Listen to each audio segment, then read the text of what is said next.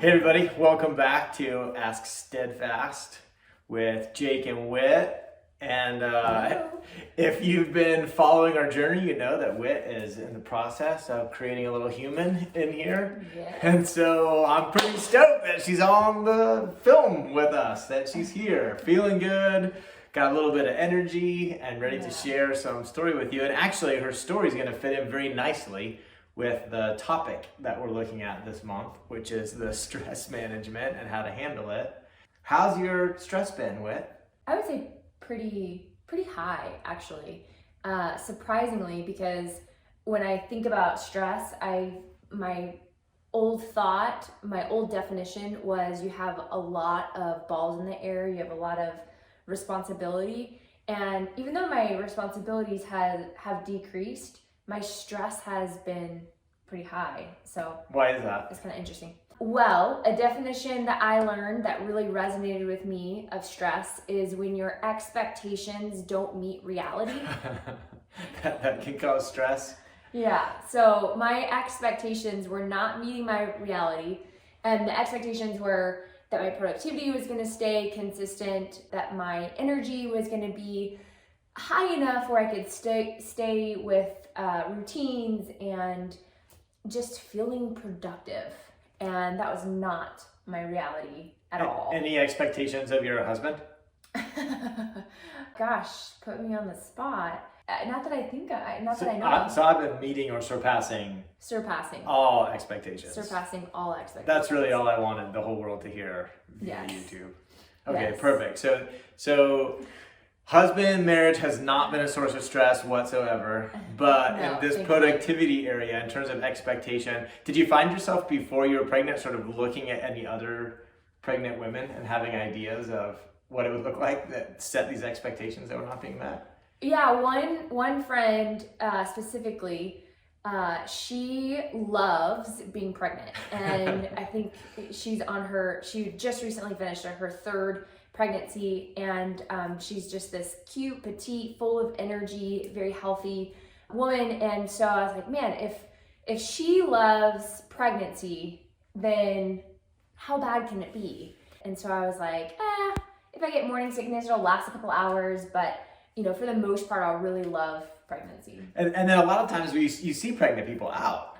And you see them out and they're taking photos of themselves hiking, or you see them at a workout class, or you see them at work doing these things, not ever really aware of what goes on outside of the 5 to 60 minutes where you see them. Right. That, what is really going on in the 24-hour period that represents this time. And so you get this expectation set. Especially, I know you are so like, I'll climb mountains, I work out, I got this like character of just go fitness and active, and then all of a sudden, bam, pregnancy puts you on the couch. Literally. Where does how did it feel? Like, what stress did you notice, or when did you start to notice? Yeah, I just noticed a general anxiety, that just like a heaviness, like a burden. My heart would race a lot after, several days of being in bed, like I was doing it wrong, or I was going to fail miserably, or I was failing miserably. And, of course, thankfully, I've gotten a lot of support from our community, both on social media and our local community, and they're, giving me great feedback. It's part of the process, just lean into it. But sometimes you hear that and you're like, yeah, but you don't really know how much I've been sleeping and relaxing, and so that increases stress. So as you go through this and you're thinking, on one hand, your first story is probably like, I'm lazy, like you said, I'm doing it wrong. Mm-hmm. Everything's going poorly. I'm weak. I'm not good at pregnancy, whatever, all of these stories. And at some point you recognize, what's happening is I'm stressing myself out and I don't want to. Right. What did that transition look like for you? Really, I started to transition my mind, like more gratitude, started to focus on my breathing, looked for things that I enjoyed doing that required very minimal amount of energy. So reading, taking a bath, lighting candles, and just really trying to enjoy the time which started to calm my body and really just kind of set me in a different direction, I guess. Mm-hmm. So why not just cling tight to the expectation of the work you could get done and how you could be, and just fight through it? That is a great question. And it brings me back to years ago when we first got married. And that was my MO. Just push through it, handle it. Stress is good. It makes you stronger.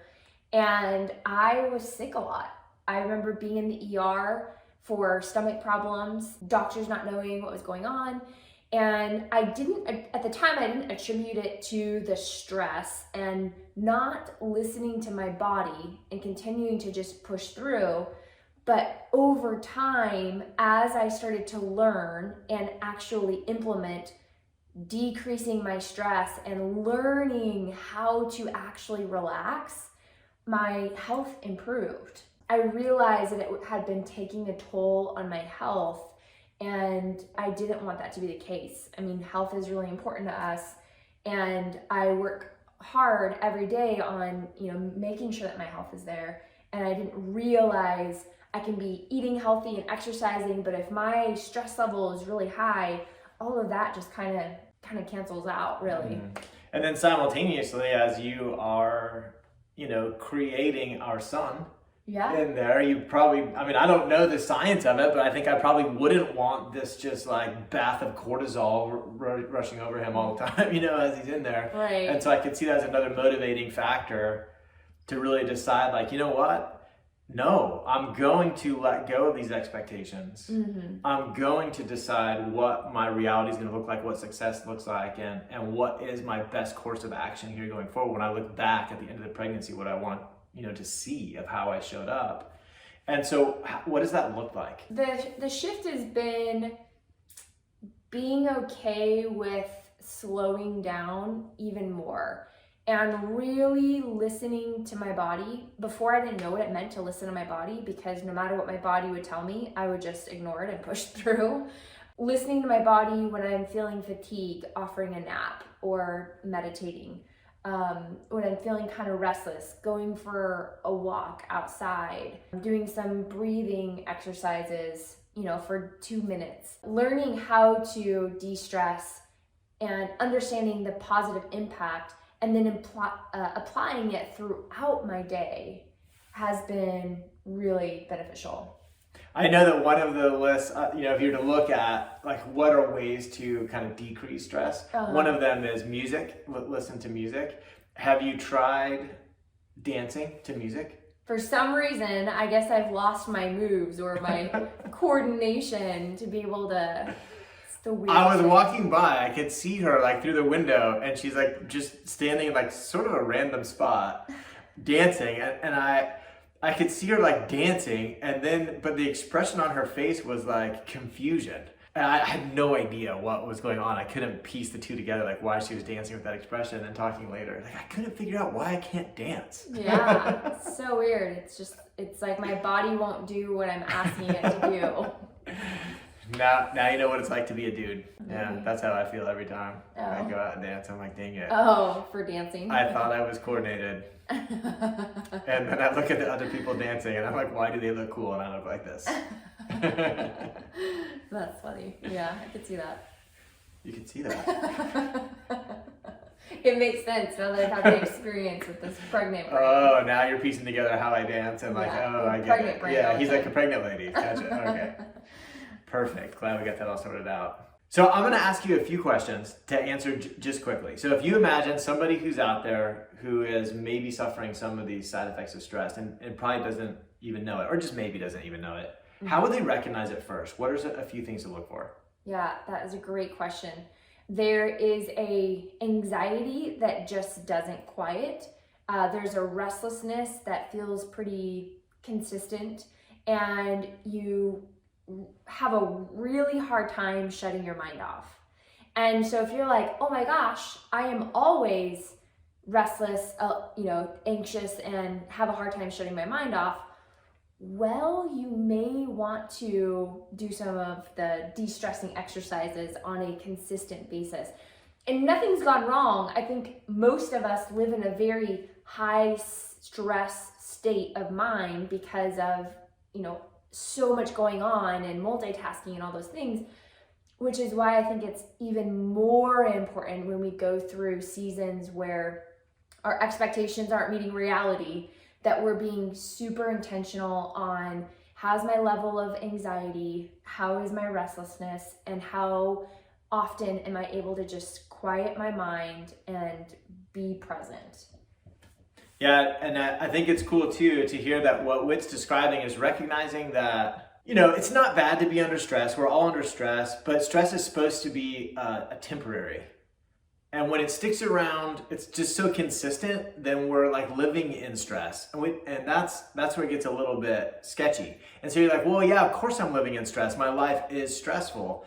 But I think it's cool to hear in Whit's story specifically that the circumstance that was causing the stress was the fatigue that came from pregnancy that was preventing her from doing the tasks that she normally does. Mm-hmm. She never changed that.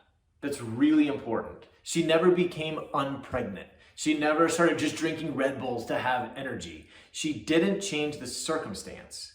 She just changed her approach. So that's sort of the expectation, right? She's describing an expectation and a reality.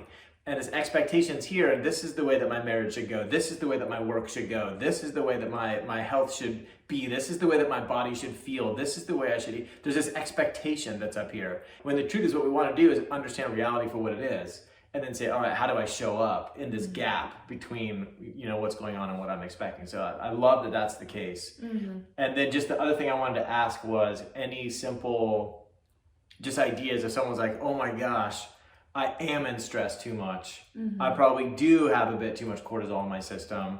And I am waiting for my circumstances to change in order for it to go away. But I'm realizing I'd like it to go away sooner. Mm-hmm. What are just a few things, like you've already mentioned, but just to sort of summarize? Yeah, well, I would ask yourself, outside of food and alcohol and Netflix, probably even including social media, what else gives you comfort and what else brings you joy or lightens the mood for you? And for me, the comfort aspect is, having a blanket and laying on the couch reading a book. Candles really are comforting for me. A hot tea is really comforting. Taking a bath and just relaxing and focusing on breathing. Meditation, I think, is kind of comforting because I'm able to just listen to someone else guide me through my breathing. And then in terms of what I enjoy, going for walks with Jake and our dogs, being outside, just breathing fresh air. And so those are my resources. We call them resources because I know I've learned what gives me comfort that doesn't have negative side effects in the long run and what brings joy and delight in my life. And when we can increase comfort and joy, our body and our physiology tends to calm down and we're feeling more relaxed. Thanks, Whit. Yeah. And we'll see you guys on the next one. Hey, thanks for watching this episode of Ask Steadfast. Whit and I are super excited to use this avenue to sort of spread our message.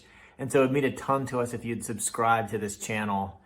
Additionally, if you have any questions you'd like to see addressed in future episodes, whether serious or funny, we'd love to see those in the comments. So leave that in the comment below and we'll see you in the next one.